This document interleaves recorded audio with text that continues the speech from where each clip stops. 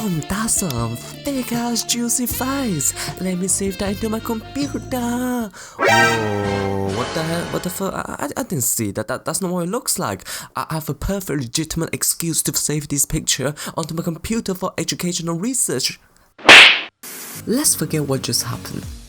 Today we're going to talk about one of the most famous masters in the Fate universe, RIN TOHSAKA, aka the Tsundere Queen of the franchise. We can clearly tell RIN is by far one of Type Moon's most beloved characters by the sheer amount of appearance across numerous platforms. So without further ado, let's begin today's episode of Fate Master Breakdown Episode 2, The Tale of RIN TOHSAKA. And now hit my intro fam.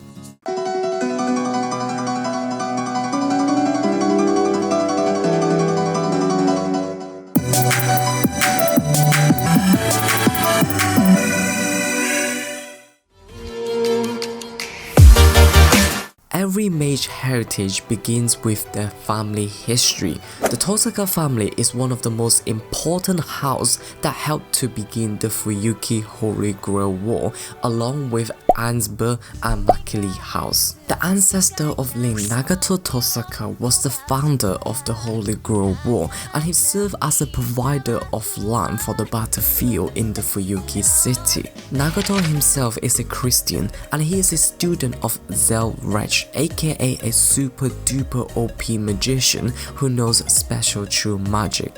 These power allowed the Tohsaka family to enter the Holy Grail War and free from the harassment of two main associations, the Church and Mage Association. In other words, RIN TOHSAKA grew up in a rich and well-respected mage family, making her a perfect Ojo-sama.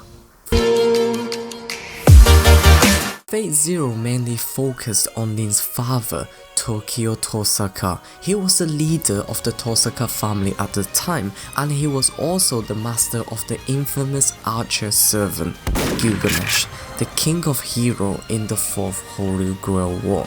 However, RIN did have her little spotlight moment where she had her own little adventure in Fate Zero. She was rescuing her kidnapped friend Kotome and other missing children from Caster using her basic elementary mage skill, but unfortunately her plan failed when Caster's monster discovered her.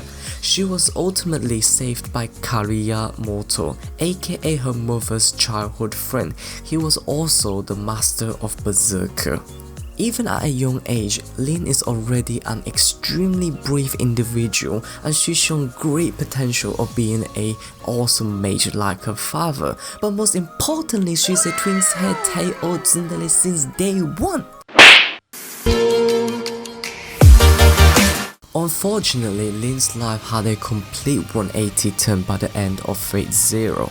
By Fate's Day 9, we found out that she is now the master of the Tohsaka family. But this isn't the same wealthy, rich mage Tohsaka house anymore.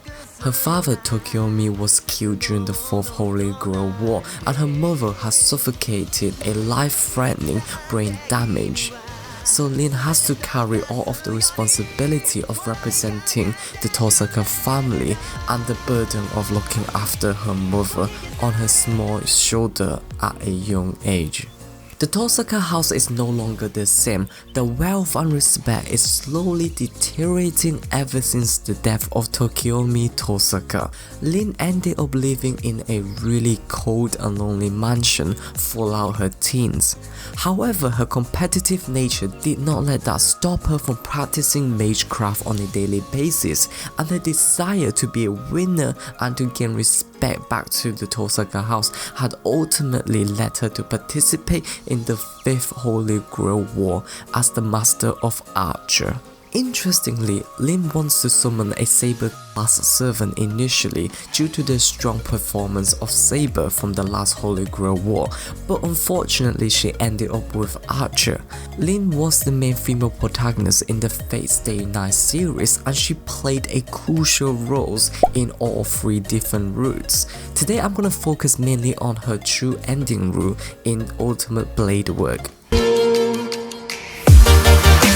One of the most important actions that Lin did was to save Shiro's dumbass from Lancer early on the series. Heck, she even used her father's jewel that contains 10 years worth of primer, aka a magical energy, to save Shiro from death. She then became our useless protagonist Shiro's mentor throughout the 5th Holy Grail War, helping him to become a better master while teaching him how to defeat other master and the legendary servants.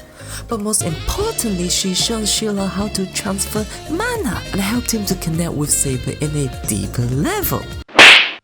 The true ending of UBW resulted in Lin winning the 5th Holy Grail War as Saber's master.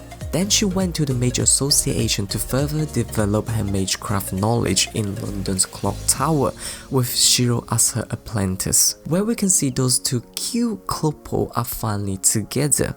One last thing, Shiro, thank you so much for showing us what a mature version of Tsundere Queen looks like. Initially, in Fate Stay Night, Lin is a model student where everyone admire and respect her, but that's a front she has put up to prevent others to enter her life. Maybe it's to protect others, or maybe it's to protect herself from being hurt again. But under that front, she is a quite bossy and competitive individual where she claimed to be a cold-hearted mage who would do anything to win the 5th Holy Grail War. But as the war progresses, we can clearly tell she is a nice tsundere who just wants to save her sister Sakura and win the respect back to her family. Lin has the ability to utilize all 5 great elements, which is extremely rare in the modern day era. One of her most common form of attack is to utilize the conversion of power ability, where she stored her daily mana onto an item like a jewel and release them as an explosion / magical bullet whenever she wants to.